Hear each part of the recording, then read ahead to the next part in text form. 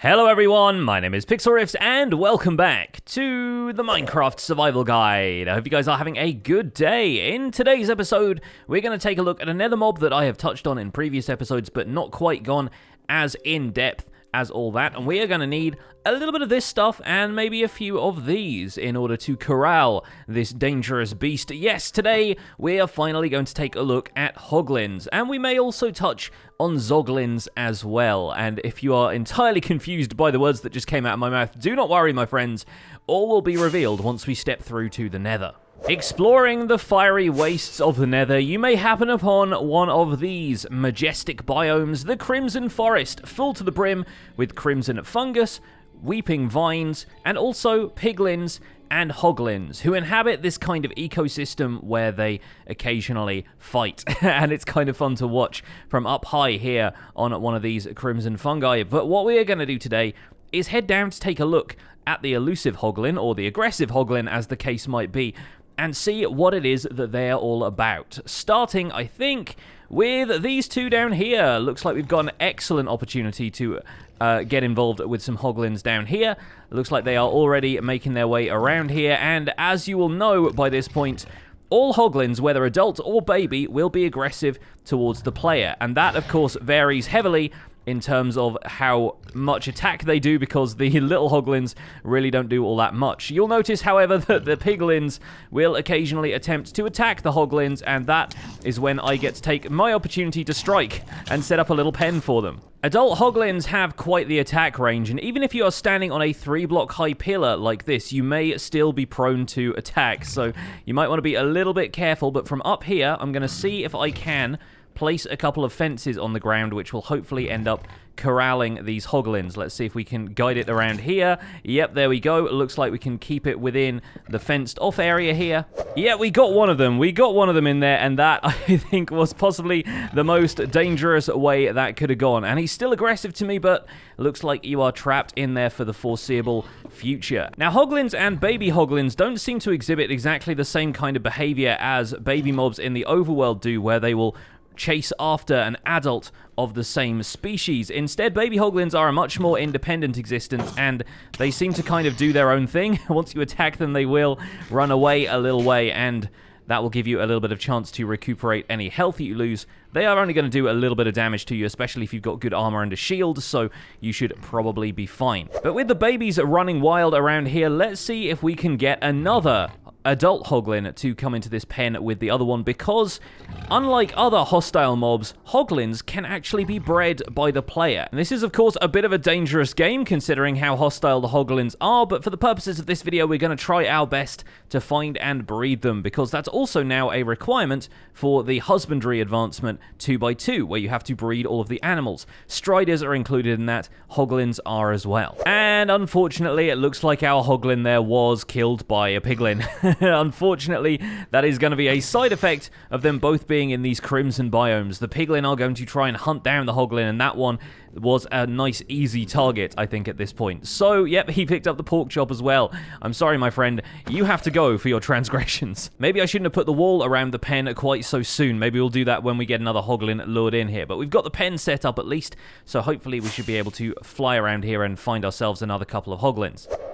Looks like we've got a couple on our tail. Let's see if we can bait them towards the pen. I don't know how much full damage they are willing to take, but we might be able to lure them down over the tops of these mushrooms. And it looks like they're not planning on coming any further, and the reason is because of this fungus here. A warped fungus will occasionally grow naturally in a crimson forest biome, and that's actually something the hoglins do not like. They will stay away from warped fungi. They prefer crimson fungi as their foods, but warped fungi are something that will actually drive them off. Something about maybe the color or the fact that it's like a corrupted version of crimson fungus scares them a little bit. And so if you want them to chase you around, better make sure that there aren't any warped fungi in the same area. Back down here at ground level, this one here might be able to follow us once we get it off of this block. Yep, there we go. It is running for me now. Let's see if we can get it into the pen. A couple of others seem to have spawned in the forest around here. This seems like a likely time to press the advantage, get ourselves into the pen here, and avoid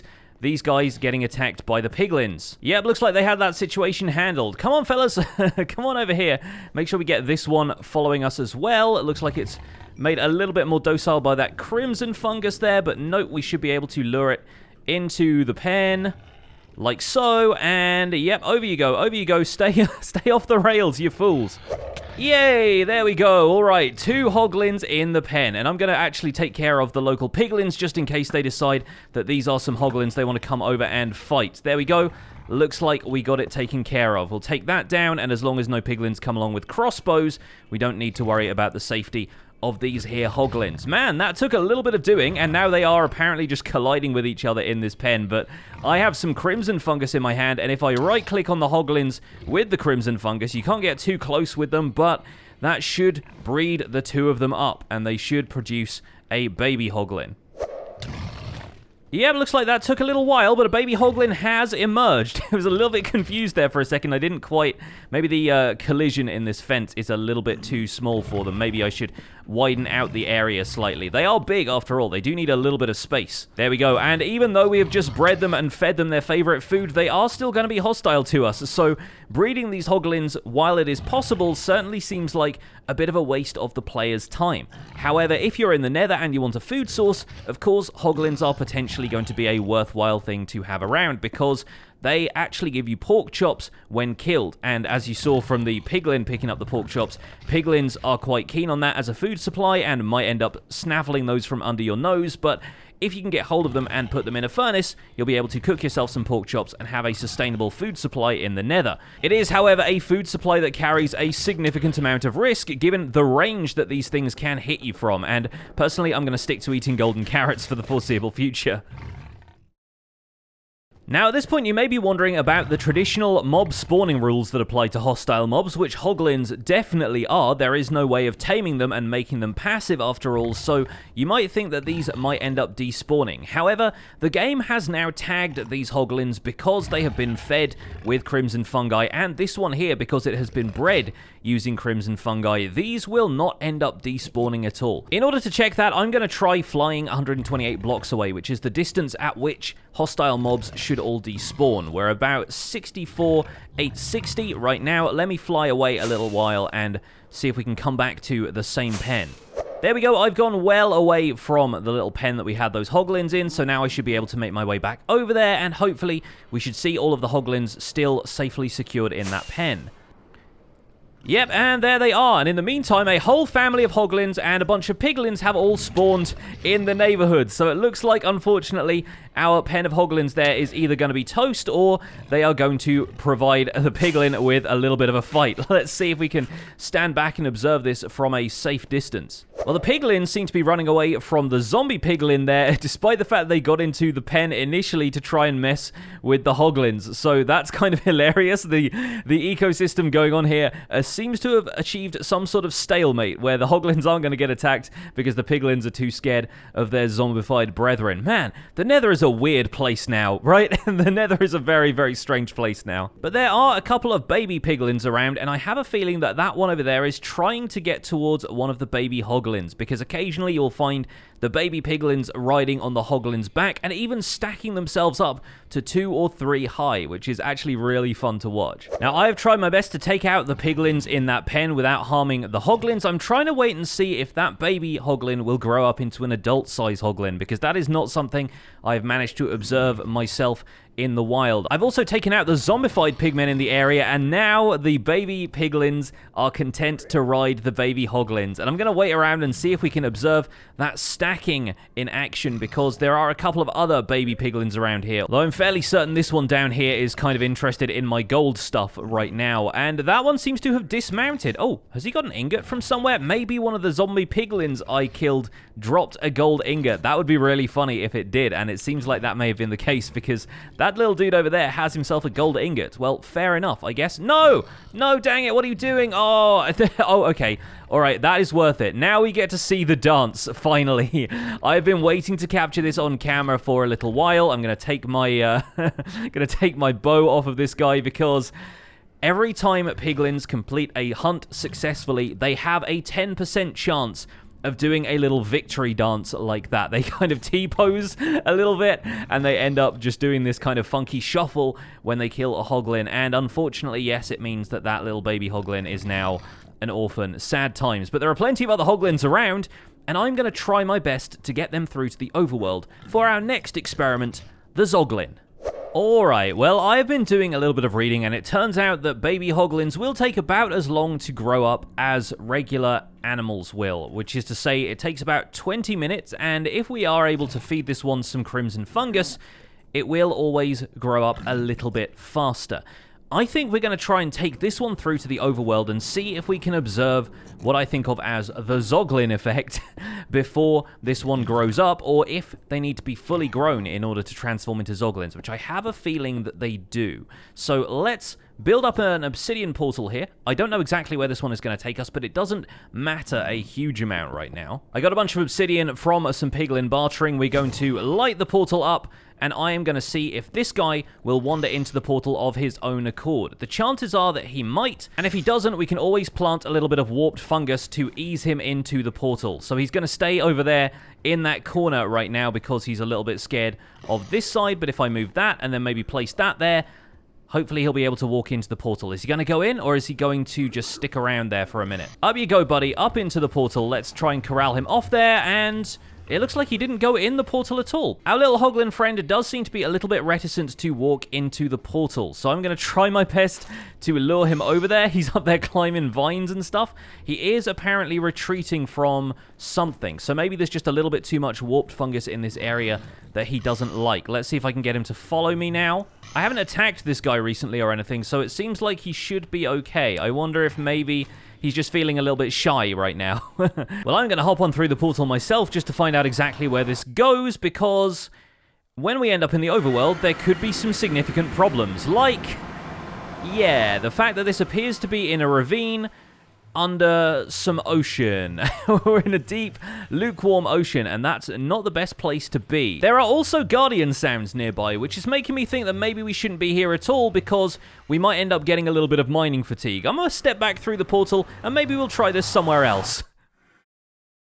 Well, I've gone to a different part of the nether and tracked down another Hoglin, so hopefully we should be able to fence this one off in kind of the same way that we ended up fencing off the first one, just by drawing a little fence around the outside here while I'm on this one high block. And depending on how big their hitbox is, I think this one may already have been captured. Yep, there we go. We should be able to block him in here. I don't think they can get out of gaps in fence that wide, which is actually pretty useful. And now we can build that nether portal here another time, taking extra care that the Piglins around here do not mess with my Hoglin. Honestly, these guys have no respect. So let's build up a little bit of a nether portal here. It looks like another Hoglin is coming over to say hi.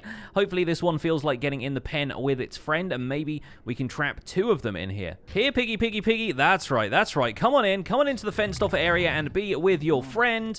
Let's get you out of here for a start. These Piglins just keep casually wandering over like it's like they own the place. Maybe we give it a quick tap with the fist. Get in the pen.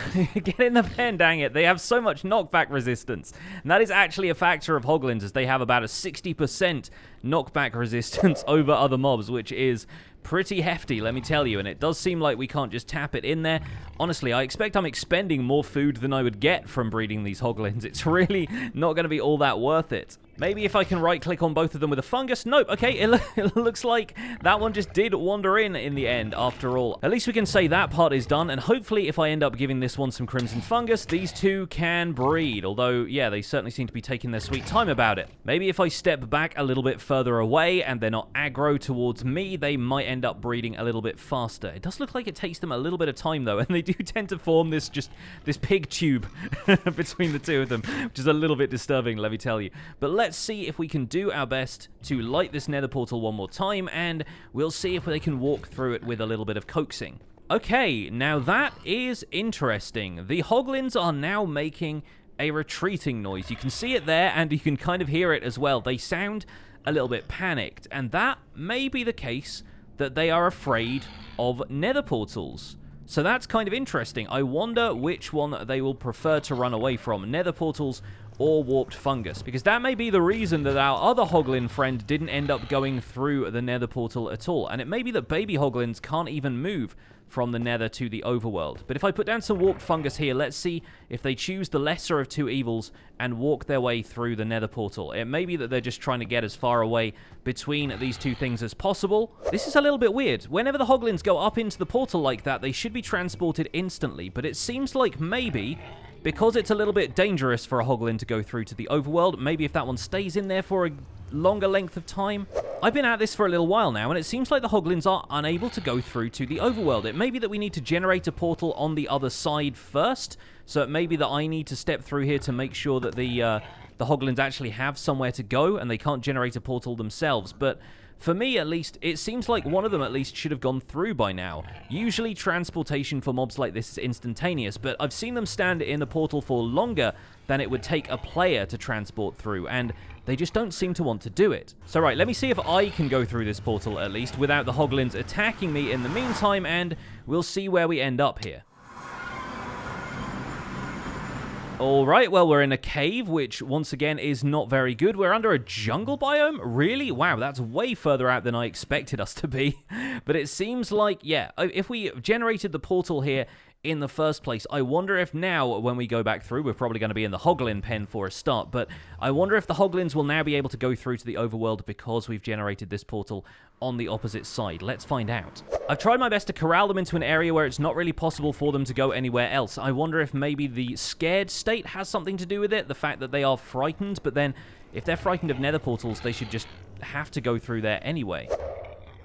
There we go, we got one through, finally. I wonder what was taking so long. I wonder if maybe it's a cooldown thing because they had bred recently and some kind of weird something behind the scenes is preventing them from transporting through to the overworld. Well, we're going to have a fight on our hands when we get through to the opposite side of here, and I kind of don't want to fight two Hoglins at once, so I'm going to maybe expand out this pen and block off the nether portal one more time, because the other Hoglin that goes through there should now have zombified. In much the same way as Piglins in the overworld transform into zombified Piglins, the Hoglin should now be a zombified Hoglin, or a Zoglin. Let's find out. And once again, I may have to do some pretty swift fighting here because the thing is going to want to attack me more or less straight away. Yep, there it is. And oh, okay, it's coming for me. Let's see if I can block this thing off. And there we go. Now we can observe this in relative safety. The Zoglin in all its glory. A zombified Hoglin. Now, let's talk about these things a little bit because they are more volatile even than it at first would seem. Zoglins that transform from Hoglins in the overworld are enraged at everything. Regardless of whether it is a player or a hostile mob or a passive mob, they will attack absolutely everything, which means these are basically the new Johnny Vindicator. They are actually kind of similar to Johnny Vindicators in that you can use them for mob farms and allow them to attack absolutely everything. Not only that, but they will have the same attack power and the same lift, the same kind of like knock you into the air effect as they will when they're attacking players, and that can be potentially very, very useful for certain types of mob farms. Obviously, you wouldn't want them attacking creepers because then the creepers could explode, and a lot of the other mobs that they could attack will potentially harm the Zoglin, but man, actually having Zoglins in the first place is an intriguing prospect because it means we can end up using these for some passive mob farms in future and maybe even some hostile mob farms as well. Now, another interesting fact about Zoglins is that much like zombified Piglins, they have now become immune to fire damage, which regular Hoglins are not. So it is entirely possible to kill regular Hoglins in lava or fire. Zoglins are immune to that effect. So you won't be able to damage these guys with lava. Fire aspect swords or flame bows will not have any effect other than the usual amount of damage they would inflict by just attacking. And Zoglins cannot be bred. They are no longer afraid of warped fungus either, which I can't place down on stone, but if I was to place some Nylium down here, they're not going to run away from that. They're not going to run away from anything. They are an absolute menace. And if you're thinking about breeding an army of these things, you are going to have to breed them up as Hoglins because they are no longer going to accept any kind of food either. Last but not least, the fate of this Zoglin is unfortunately going to be to die at the hands of my sword because It is necessary for the Monsters Hunted advancement, which is once again updated to include all of the new monsters that are included in the world. Where is that? In Adventure? Yes, we need to kill 5 more things, because we have not killed one of every hostile monster quite yet. Not after this update, anyway. And adorable though they sound, baby Zoglins are very much a thing according to the Minecraft wiki, and unfortunately we weren't able to see that there. I think the breeding cooldown is what was preventing them from going through the portal, because that baby Zoglin that we bred was also unable to go through the portal, even though regular baby Zoglins should be. So there's potentially going to be a little bit of conflict there, and if you're planning on breeding up Zoglins to use for farms in the overworld, you will want to make sure that you end up feeding them into the portal once they've cooled down from breeding. I think that seems to be the mechanic that is at play there. Just anecdotally, I'm not 100% certain on that, but it seems kind of likely. Naturally, what you could end up doing is taking a Hoglin through to the overworld, turning it into a Zoglin, and then feeding it back into a portal so that it returns to the Nether as a Zoglin. And at that point, it will still continue to attack basically everything. I believe that even includes zombified Piglins, which would otherwise be the Zoglins' zombified brethren. They will still attack regular Piglins, and regular Piglins will be scared of zombified Hoglins. So I'm going to take this portal down. It really doesn't seem like we'll need to keep this around here, but for the purposes of this demonstration, it was great to see the Zoglins in the overworld, and you need to get out of here.